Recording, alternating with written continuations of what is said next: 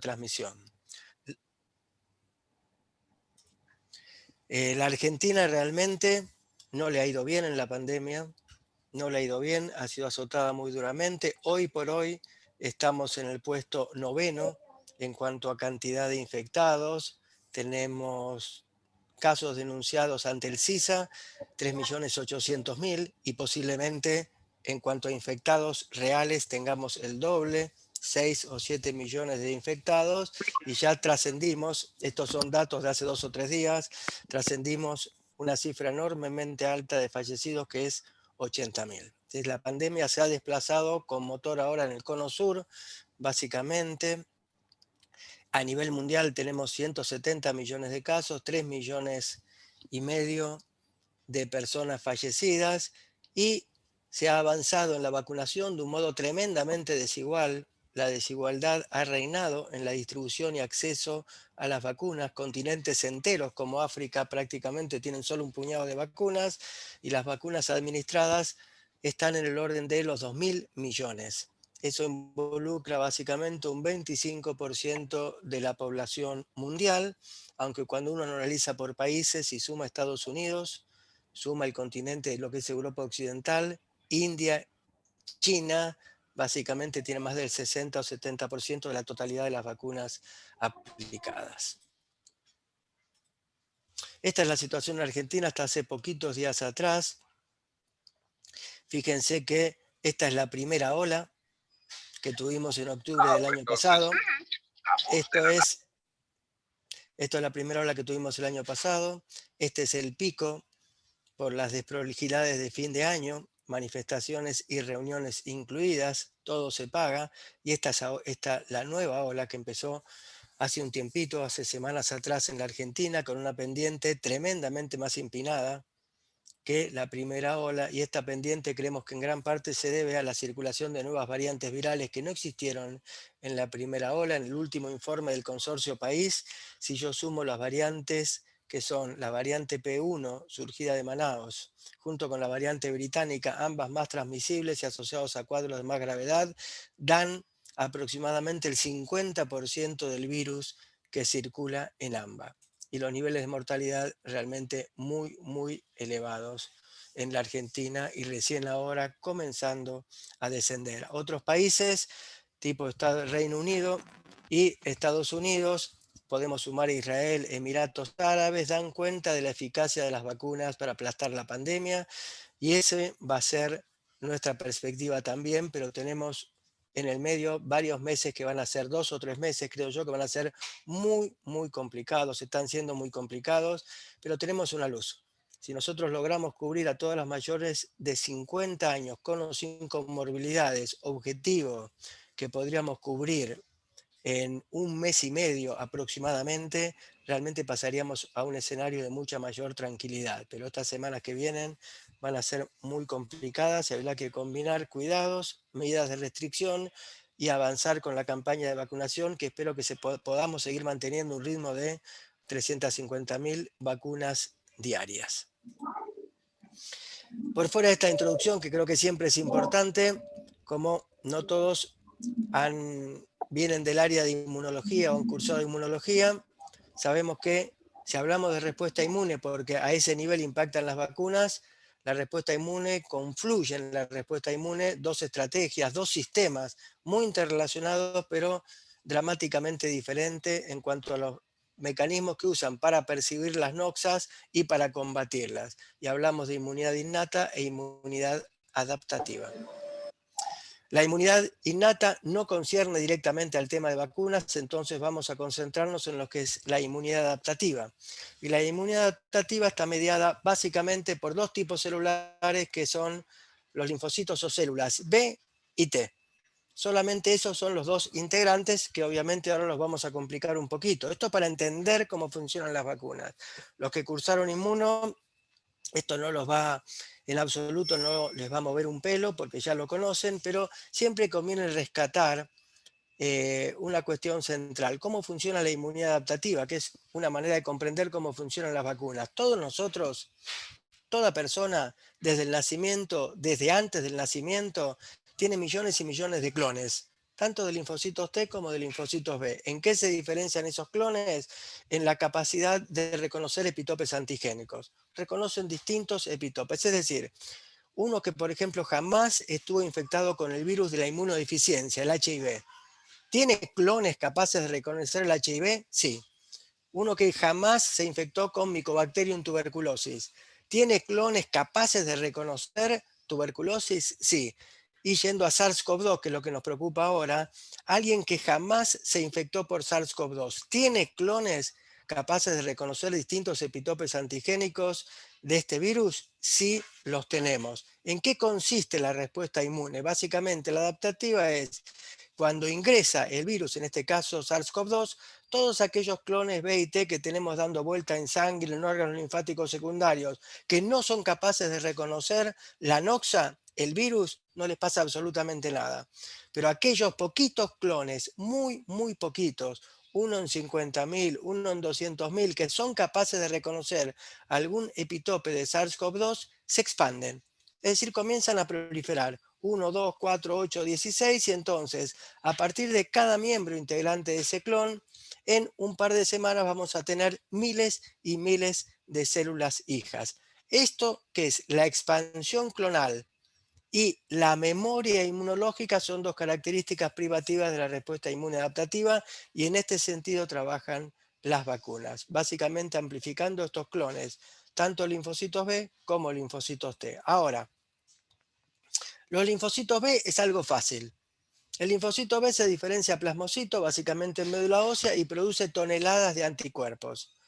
Los anticuerpos claramente son la herramienta central para defendernos en función de la inmunidad antiviral y particularmente son los grandes efectores de las vacunas. Pero no son solamente los linfocitos B los que deben activarse para producir anticuerpos, porque para producir anticuerpos de mucha afinidad y pegarse a la proteína DS de SARS-CoV-2 y evitar la capacidad infectiva del virus, estos anticuerpos tienen que tener muy alta afinidad. Y para eso requieren de la colaboración, como muchos de ustedes saben, de un compartimento de células T que se llaman T foliculares helper o ayudadoras. Entonces, una buena respuesta de una vacuna involucra básicamente anticuerpos y la colaboración particular de las células T foliculares helper.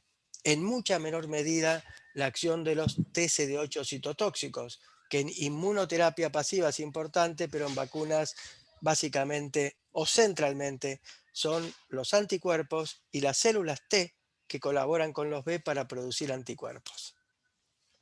¿Cómo trabajan estos anticuerpos neutralizantes? Este es un primer esquema del virus muy sencillito. Esta es la famosa proteína Skype. Esta proteína Skype tiene un dominio que denominamos dominio de unión al receptor, que está acá marcado en violeta, y es el que le permite al virus, esta partecita es la proteína S, y no está marcado acá el RBD, interactuar con el receptor. ¿Qué receptor? El receptor de angiotensina de tipo 2, AC2.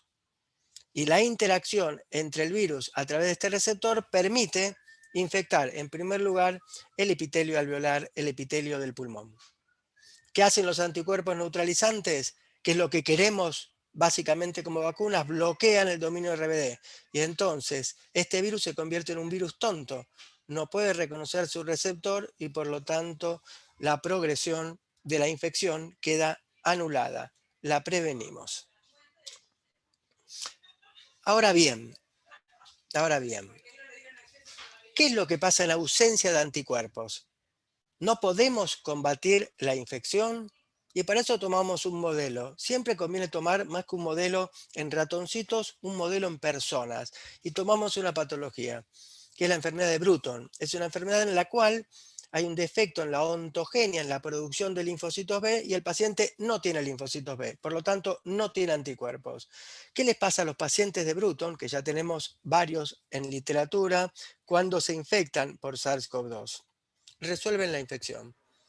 Cursan neumonía bilateral, casi todos ellos, es decir, en general la pasan peor al inicio que la mayoría de los pacientes que se infectan, que no tienen una comorbilidad previa, pero resuelven la infección. Conclusión, no todo pasa por los anticuerpos para resolver. Hay otros mecanismos, y acá no distinguimos si son mecanismos de la inmunidad innata o de las células T que permiten resolver el episodio infeccioso. Entramos ya de lleno en el terreno de vacunas y la idea es ver un poquito lo nuevo que hay en vacunas, porque todos ustedes calculo que han leído cuestiones de vacunas en forma muy escueta. Llamó mucho la atención que las vacunas para SARS-CoV-2 se hayan desarrollado en un periodo de un año, con muchísimos candidatos que ahora voy a pasar a dar una versión un poquito reduccionista. Y sin embargo, no se saltearon ninguna de estas etapas. Hay una fase preclínica que generalmente la probamos en animalitos, que tiene dos partes. Primero, inoculamos con el inmunógeno o la vacuna al animalito y vemos si produce altos tenores de anticuerpos. Una vez que vemos eso, desafiamos al animalito con una cantidad importante, en este caso de SARS-CoV-2, y vemos que el vacunado se protege de la infección. Si todo anda bien, pasamos a esto, que este es un salto en el dibujo sencillo, muy complicado en la práctica, muy complicado, que es inoculamos pacientes. Fase 1, 2 y 3 y 4 son personas. En fase 1 tomamos un grupo chico de personas, 80 a 100 personas, y lo que estudiamos básicamente es seguridad, que la aplicación de la vacuna le pueda producir una febrícula, dolor de cabeza o dolor muscular por 24 o 48 horas, pero no pase de eso. Es decir, que la persona no tenga 40 grados de fiebre o no que no se descomponga en forma realmente muy sintomática. Fase 1. Decimos, la vacuna es segura. ¿Qué vamos a estudiar? Bueno, vamos a ver si es inmunogénica, si produce anticuerpos, básicamente, y si induce la respuesta T en los individuos vacunados. Y después vamos a ver qué conviene, una dosis, dos dosis, tres dosis. Entonces, eso es lo que hace en la fase 2, que también involucra grupos de personas reducidos, 200, 500 personas, no mucho más. Cumplido fase 2 y fase 1, que en algunas de las principales vacunas se hicieron juntos los estudios de fase 1 y fase 2, por ejemplo en Sputnik, pasamos a la fase 3. La fase 3 tiene una complejidad enorme porque involucra 30.000 o 40.000 personas. En un estudio doble ciego tenemos 20.000 no vacunados, le pinchamos el brazo y le ponemos solución fisiológica, y otros 20.000 vacunados. Esperamos 14 días luego de la segunda dosis y empezamos a monitorear en forma cotidiana cómo se infectan. Y lo que esperamos, obviamente, que los vacunados se infecten muchísimo, muchísimo menos. Y de la fase 3 sale un concepto que todo el mundo habla, es sencillo, pero no está bien comprendido, que es eficacia. ¿Cuán eficaz es una vacuna para prevenir la infección? Y después volvemos a este concepto de eficacia. Y la fase 4 es cuando ya está aprobada la vacuna, es por ejemplo el estudio que se hizo en Israel, es decir, empiezan a vacunar al conjunto de la población y vemos si algunas observaciones que no saltaron en fase 3 saltan en la fase 4. Por ejemplo, se encontró que frente a Pfizer, los pacientes que tenían antecedentes alérgicos severos podían hacer shock anafiláctico. Y eso no salió. ¿Por qué? Bueno, porque la incidencia es muy bajita, menos de 1 en 100.000. O ahora con Oxford AstraZeneca. En fase 3 no salió que uno de cada 100.000 o 150.000 mujeres entre 30 y 45 años pueden hacer, un evento trombótico, una púrpura trombocitopénica. ¿Por qué no salió? Bueno, porque fase 3 involucraba a 30.000 personas y la incidencia de esto en mujeres entre 30 y 45 años realmente es muy baja, es 1 en 150.000. Entonces en fase 4 se revelan algunas cuestiones que no salen en fase 3. Es decir, importante, no se saltearon las etapas. Entonces, si no se saltearon las etapas, ¿por qué se pudieron desarrollar por primera vez en la historia de la humanidad vacunas en un año y no en 10 años? No voy a hablar de las experiencias previas, ni tampoco vamos a perder el tiempo en esta diapo. Básicamente porque los organismos regulatorios, en nuestro caso ANMAT o la FDA en los Estados Unidos, va teniendo acceso a los datos previo a que se publiquen los trabajos en la medida que los investigadores van cosechando esos datos. Se fusionaron fases 1 y fases 2 y por otra parte en los últimos 10 años hubo una revolución en todo lo que es tecnología, biología celular, biología molecular. Por ejemplo, las vacunas a RNA. Había grupos trabajando hace 15 años en vacunas a RNA que tuvieron el corolario obviamente en el exitoso desarrollo de vacunas que son las de Pfizer y Moderna. Entonces, no se saltearon las etapas, ha mostrado enormes niveles de seguridad, más allá que en la fase 4 han saltado ciertas cuestiones. ¿En qué punto estamos hoy? Fíjense, tenemos aprobadas y autorizadas, involucra un problema de legislación técnica. Hay 15 vacunas que se están aplicando masivamente ya.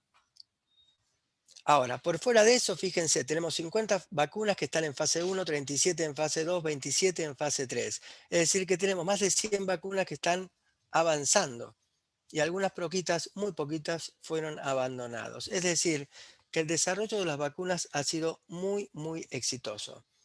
Y eso tiene que ver con que este bicho, que es SARS-CoV-2, nos complica la vida, pero bueno, no tiene algunos atributos como otros virus frente a los cuales hace décadas estamos tratando de obtener vacunas y no lo logramos. Por ejemplo, HIV. Hace 30 años estamos con grandes trials tratando de buscar una vacuna para HIV y ha fracasado estrepitosamente siempre, porque HIV cambia demasiado. SARS-CoV-2 cambia, pero cambia mucho menos. Y eso nos abrió una oportunidad para el desarrollo de vacunas. ¿Cuáles son las vacunas que estamos usando en Argentina? ¿Y cuál es la base estructural? En Argentina estamos usando de estas dos Sinopharm. ¿Qué es Sinopharm? Sinopharm es una vacuna a virus inactivado. Es el virus enterito cultivado en grandes tanques e inactivado por tratamiento químico. Es una vacuna muy tradicional. Recuerda a la vacuna frente a la antipoliomielítica desarrollada por Salk, que integra el calendario vacunacional hoy por hoy en Argentina. Son vacunas muy seguras. Segundo, un conjunto de vacunas. Acá únicamente estamos usando Oxford, AstraZeneca y Sputnik, y la semana pasada se firmó un convenio con CanSino. La única que no tenemos es Johnson Johnson. ¿Qué tienen en común estas cuatro? Son vacunas que no son a virus inactivado. Trabajan sobre una matriz. Esa matriz es un adenovirus inactivado, que es un elemento portador del gen de la proteína S.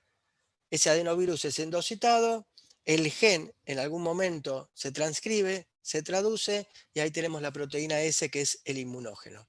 ¿De acuerdo? Acá hay muchos antígenos del virus, porque es el virus entero que actúan como inmunógenos. Todos estos se concentran en la proteína S y las dos vacunas ya aprobadas, excelentes también, Pfizer y Moderna, también tienen una estructura distinta, no son vacunas enteras inactivadas, no son adenovirus, sino lo que son es RNA, que codifica ¿para qué? Bueno, para la proteína S del virus. Quiere decir que todos nuestros esfuerzos están en la producción de anticuerpos que neutralicen a la proteína S y para eso obviamente tenemos que tener una respuesta T subyacente.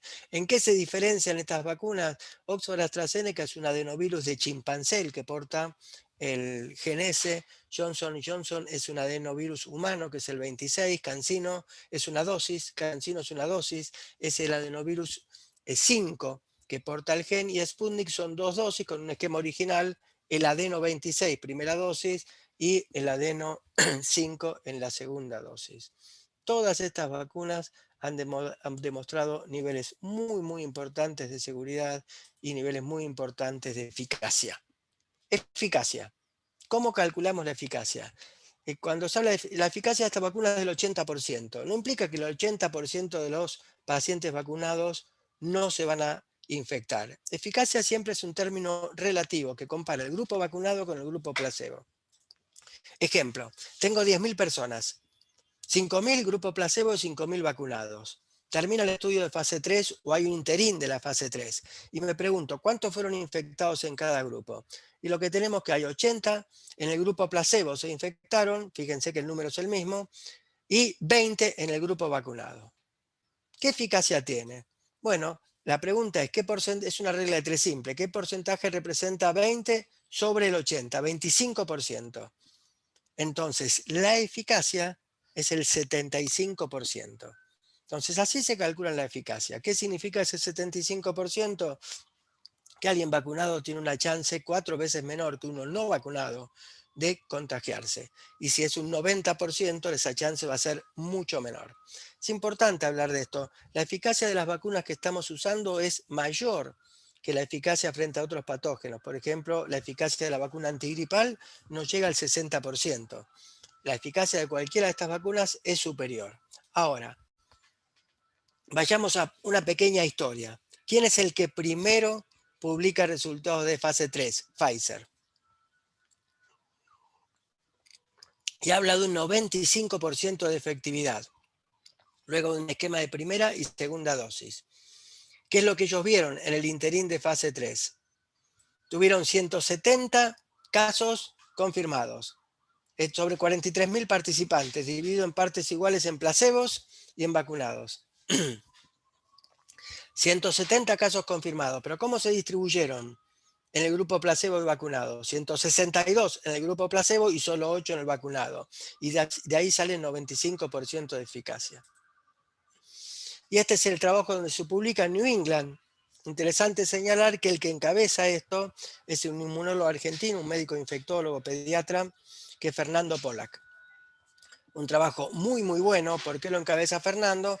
Porque la cohorte mayor del estudio que permitió el licenciamiento de Pfizer en Estados Unidos y luego tantos otros países, mayoritariamente fue desarrollado en el Hospital Militar Central acá en Argentina, por un grupo dirigido por Fernando Pollack y la Fundación Infant. Importante. Importante que en Argentina se hayan hecho tantos estudios de fase 3, van 5 estudios de fase 3. Y eso habla bien de la capacidad médica y científica del país. Y este es el gráfico más importante, que creo que lo vemos acá en forma amplificada. Fíjense, damos la primera dosis a día 0, segunda dosis a día 21. Fíjense que cuando vemos la incidencia de eventos infecciosos sintomáticos en el grupo placebo y en el grupo vacunado, en los primeros días no pasa nada. Es decir, en los dos grupos es lo mismo, porque la inmunidad que confiere incluso la primera dosis requiere tiempo, requiere que se activen los B, que se formen plasmocitos, que vayan a la médula ósea y que empiecen a secretar a lo loco anticuerpos. Y recién empieza a diferenciarse a partir del día 14. Así que recién a partir del día 14 empezamos a ver una diferencia dramática entre el grupo vacunado, que se infecta muy, muy poquito, y este crecimiento abrupto del grupo placebo. Este es el tiempo que demora una primera dosis para inducir una respuesta inmune protectora. Segundo, con una misma estrategia en una pelea tremenda entre los dos grandes pulpos en Estados Unidos, Pfizer y Moderna. Moderna mucho más ligada al ambiente académico, Pfizer mucho más ligado al ambiente empresarial. Moderna es la segunda vacuna que poquitos días, seguimos hablando de noviembre, Pfizer también fue en noviembre, saca este interín de fase 3 con un 94.5% de eficacia. ¿De acuerdo? Ve 95 casos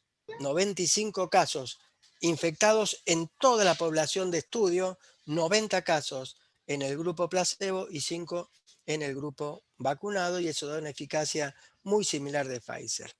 Fíjense la potencialidad de estas vacunas a RNA. Esta es Moderna. Moderna, hasta la vacuna que sacó ahora para SARS-CoV-2, no tenía un producto en la calle.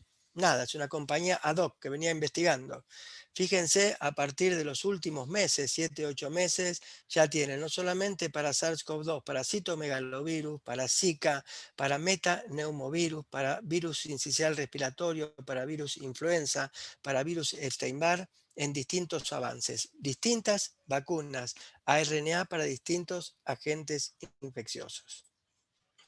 Este es el resultado de la vacuna Sputnik, que fue publicado en Lancet a posteriori, en septiembre del 2020, y lo que demuestran, primero, este es un estudio de fase 1 y fase 2, publicado, y lo que demuestra que los pacientes vacunados con el esquema de 2 dosis tienen niveles de anticuerpos acá y acá iguales o superiores a los anticuerpos que están en el plasma de los convalecientes de la infección, los pacientes que superaron la infección. Y posteriormente sale el estudio de fase 3, publicado también en Lancet, muy parecido, con niveles de eficacia muy parecidos a los niveles de eficacia de Pfizer. este es el grupo vacunado y este es el grupo placebo donde trepa la infección. Y porque nos importa a nosotros, porque es la vacuna que usamos acá, Sinopharm, que tenemos 2 millones de personas vacunadas, es una vacuna, repito, a virus inactivado. También hace un estudio que sale publicado en JAMA, donde demuestran un 72% y un 78%. Son dos modalidades de la vacuna muy, muy parecidas, después se quedaron trabajando con esto. Pero fíjense que el nivel de eficacia es menor, un poquito menor que el que mostraron Pfizer, Moderna y también Sputnik. El concepto de eficacia. El concepto de eficacia ya sabemos cómo calcularlo. Ahora, hay dos niveles de eficacia que a veces se confunden y eso crea un lío bárbaro. Una cosa es cuán eficaz es una vacuna para prevenir una infección sintomática y otra cosa es cuán eficaz es una vacuna para prevenir una infección severa. Este es un estudio muy interesante hecho con una vacuna Sinovac. En Sinovac reposa la campaña de vacunación excelente que están llevando los uruguayos y los chilenos. Y fíjense lo que pasa. Acá vemos 100% de eficacia de la vacuna Sinovac, obviamente con 2 dosis. Pero ¿qué me estamos midiendo acá? Es un estudio que hizo el Instituto Butantan en Brasil sobre 9.000 y pico de participantes. Es 100% eficaz para prevenir infección severa. Básicamente, nadie de los vacunados entra a unidades de terapia intensiva. Pueden infectarse, pero no entran a terapia intensiva. Ok, esto es Sinovac frente a infección grave. Ahora, si yo veo infección moderada o infección leve, fíjense que en todas las infecciones, ¿cuánto protege cualquier tipo de infección? No solamente cuánto protege del ingreso a terapia intensiva.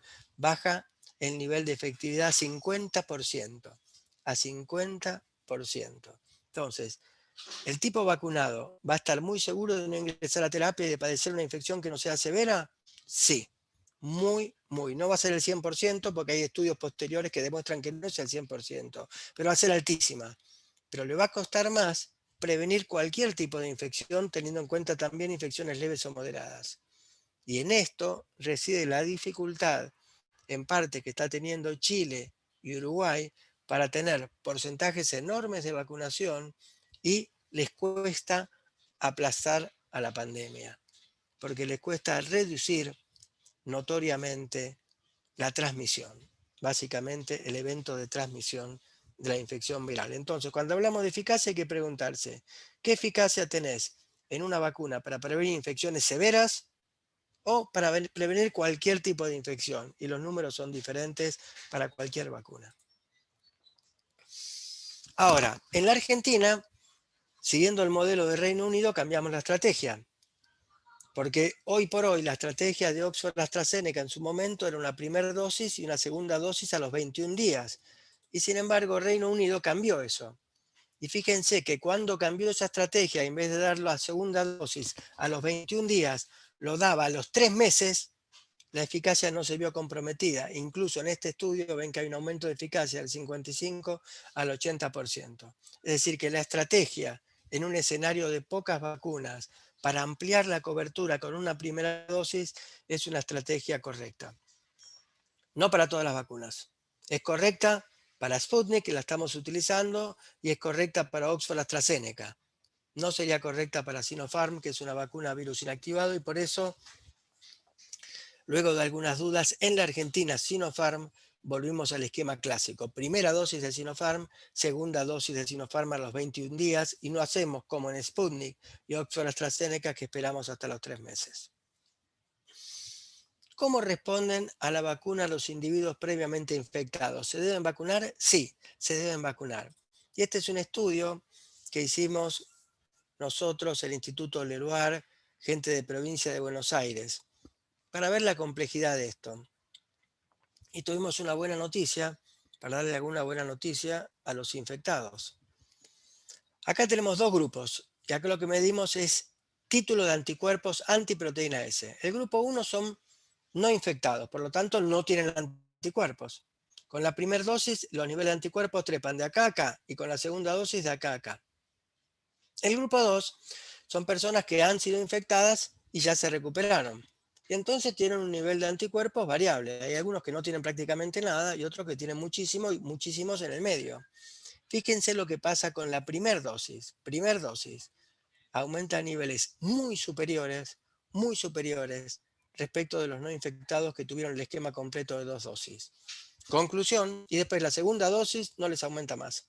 Conclusión, en los individuos previamente infectados podríamos ahorrarnos vacunas y dar una sola dosis, por lo menos en el caso de Sputnik, y lo mismo previamente demostró Pfizer y Moderna en estudios en Estados Unidos y Europa. Es decir, que el impacto de la primoinfección es superior al impacto de la primera dosis. Tenemos consultas todos los días, decenas de consultas. No está indicado medir anticuerpos porque no tenemos un cutoff que indique, bueno, si tenés tal nivel de anticuerpos estás protegido después de vacunarte y si tenés otro nivel de anticuerpos no estás protegido. Pero bueno, la gente quiere medirse anticuerpos y es lógico, es genuina la inquietud.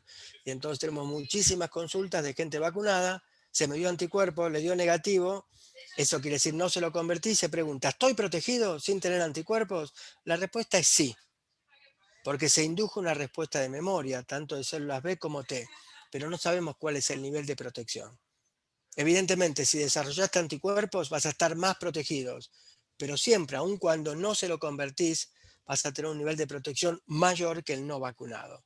Y eso lo podemos extrapolar de estudios con pacientes infectados. Hay un estudio publicado la semana pasada, hace 2 semanas, que demuestra lo siguiente. Sigue una cohorte de 200 médicos que se infectaron. Acá en ese momento no había vacunas, pero no se lo convirtieron. Después hubo miles de médicos en el Reino Unido que sí, se infectaron y se lo convirtieron, pero acá siguieron la cohorte que no se lo convirtió. No produjo anticuerpos en ningún momento. Y ven, ¿se infectan o no se infectan? Estos médicos que, en función de su actividad, se infectaron originalmente meses atrás, no se lo convirtieron. ¿Se reinfectan o no? Y vemos que están muy protegidos de la reinfección, aún sin tener anticuerpos detectables. ¿Cuán protegidos? Los que no se vacunaron y no se infectaron tuvieron una proporción de infección del 3,36% y estos 0,89%. Es decir, que hay prácticamente un 70-75% de protección, aún en los médicos, es decir, los pacientes infectados, porque en este sentido los médicos son pacientes, que no se lo convirtieron. ¿Por qué? Porque hay una respuesta de memoria B y T subyacente, aun cuando no detectemos anticuerpos. Datos de eficacia en el mundo real, ya alejados de lo que son las fases 2, fase 3, Israel. Fíjense el nivel de infección, crece y en la medida que se empiezan a vacunar, estos con una dosis y 2 dosis, cómo se aplasta el nivel de infección para los distintos grupos etarios, 65, 45, 16, 25 años. Es decir, que las vacunas andan excelente, en este caso están reflejando la vacuna Pfizer y aplastan la pandemia con eso. Esta vez, hace 3 o 4 días, ahora estamos mejor, teníamos distribuidas 15 millones de dosis en Argentina, ahora tenemos 20 o 21 millones de dosis distribuidas en Argentina, tenemos prácticamente un 25% de la población con una dosis y un porcentaje mucho más chiquito con 2 dosis. Se ha avanzado, en la última semana se ha avanzado con un esquema de casi 350 dosis diarias, mucho menos de lo que tenía pautado en la época de Ginés García, que hablábamos de que para marzo-abril vamos a tener vacunado más que lo que logramos, pero se está destrabando y esperemos que se siga destrabando más en el tiempo. Estos son datos locales. ¿Qué tenemos cubierto? Todas estas líneas, la línea blanca, naranjita y esta más clarita, son, déjenme ver, la amarilla es, no, la amarilla no me importa. La blanca es de 60 a 69 años, la naranja es de 70 a 79 y la roja, esta es más de 80. Quiere decir que estas 3 líneas son más de 60 años. Y fíjense que en la Argentina tenemos cubierto ya más del 60%. Y eso se refleja en un dato. Nos sigue yendo mal con la pandemia, pero la edad promedia en terapia intensiva en la primera hora era 71 años y ahora es 54 años. ¿Por qué? Porque la población mayor está protegida a merced de la vacunación. tenemos que aumentar en estos grupos etarios. Este es un estudio ya local, tomando 1,5 millones de personas vacunadas básicamente con Sputnik. Fíjense, esto se vacuna, acá viene la primera dosis, y esto es 14 días. Este es el nivel de infección. Estamos siguiendo en el tiempo 1,5 millones de personas. ¿Cuántos se infectan acá? 350, 350. Acá la gente se descuida un poco porque opina que estar vacunado significa que puede salir a hacer cualquier cosa. No es así. Y a partir del 14 días post primera dosis, fíjense cómo baja el nivel de infección sistemática según datos del CISA. Baja de 350 a esto que serán 30 o 40 casos. Es decir, ya no estamos hablando de fase 3, sino estamos hablando de fase 4. ¿Cómo impacta la vacunación? Impacta de un modo tremendamente efectivo. Pasa que tenemos que vacunar más de los que estamos vacunando.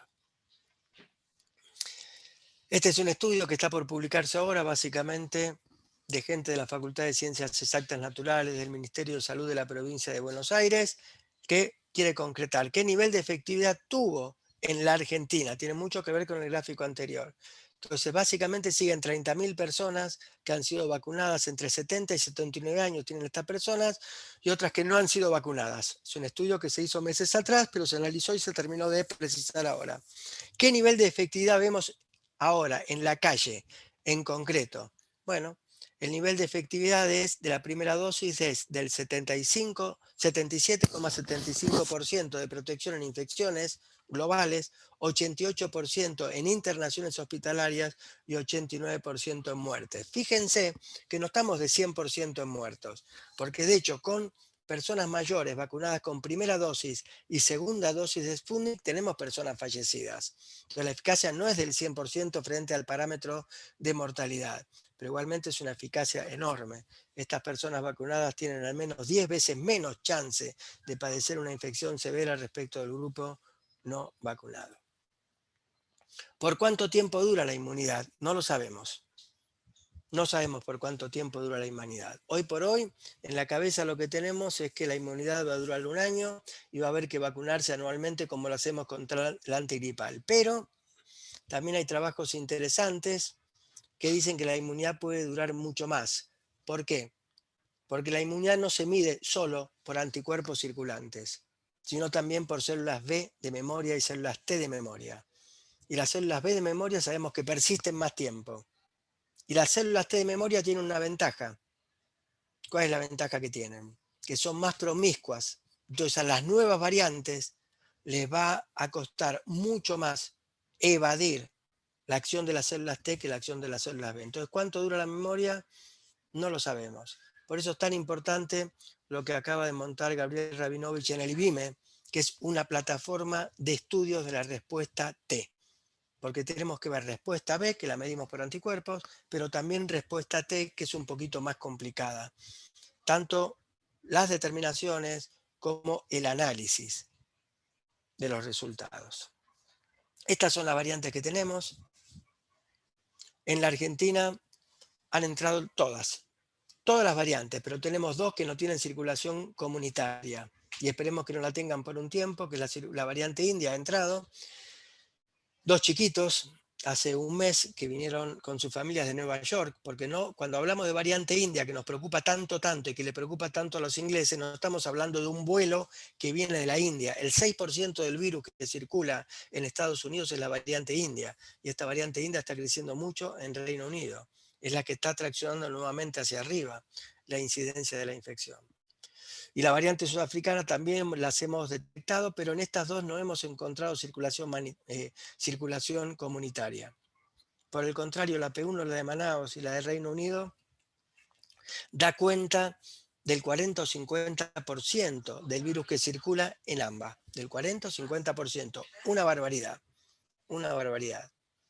Y hay un 30% que de una tercera variante, que no es de preocupación, porque todavía no sabemos si es más agresiva o más transmisible, que es la variante andina. Fíjense, hoy por hoy, en AMBA, que es lo que está más estudiado, si yo sumo la variante P1, la variante de Reino Unido y la variante andina, eso me da cuenta del 80 o 90% del virus que está circulando. Ninguna de estas 3 variantes estaba en la primera ola de octubre del año pasado. Es decir, que esta es una nueva pandemia.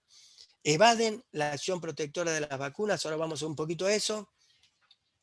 No evade muy poco P1 y evade muy poco también Reino Unido, pero preocupa mucho la variante india y la variante sudafricana por su capacidad de evadir. Por eso tendríamos que ser mucho más rigurosos en el control de Seiza de lo que estamos siendo actualmente. Fíjense, Reino Unido bajó en 4 meses de 60.000 casos a 2.000 casos. Y desapareció la mortalidad. Tuvo días de que no morían 0 personas. Y en la última semana y media empezó a crecer de 1.000, 2.000, 3.000, 5.000, 6.000, 6.500, a expensas de esta variante. Fíjense, las otras variantes no crecen o crecen muy poquito. Fíjense la variante india, que todavía es poco el porcentaje, pero se multiplica mucho más agresiva y muchísimo en la escolaridad primaria y secundaria, cosa que también preocupa mucho. Y tal es así que el Reino Unido nuevamente está con las orejas en alerta a ver qué pasa con la pandemia, si realmente está controlada, y la comunidad médica y científica se ha pronunciado en contra de una reapertura indiscriminada de las actividades hasta tanto podamos controlar este aumento. Bueno, hay muchos trabajos que están estudiando, no tenemos tiempo, a ver si hay reducción en la capacidad protectora de las vacunas. Y bueno, la variante de Manaos evade parcialmente la acción protectora de las variantes convencionales, la variante de Reino Unido no, y evade no solamente la acción protectora de la vacuna, sino también algunos anticuerpos monoclonales que se usan en inmunoterapia y también el plasma de convalecientes, que no es otra cosa que anticuerpos. Y este es un trabajo interesante publicado hace semana y media. Todo motorizado por la preocupación de la variante india, que no solamente India, preocupa mucho en Reino Unido y preocupa muchísimo en Estados Unidos.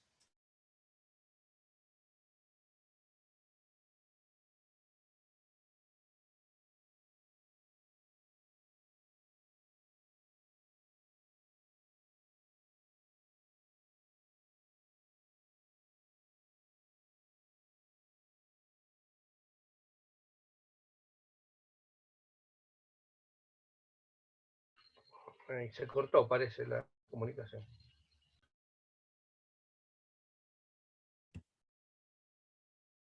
Sí, me parece que ahí que escribo, a ver qué pasó.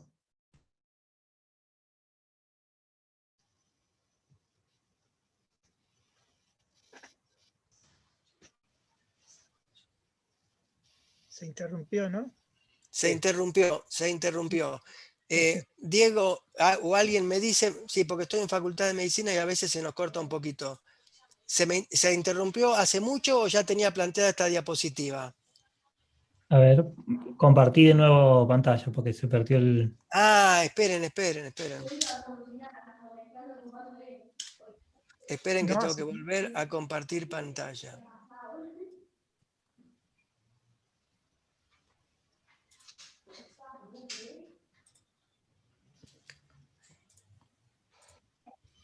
¿Habíamos llegado a esto o me quedé hablando solo antes?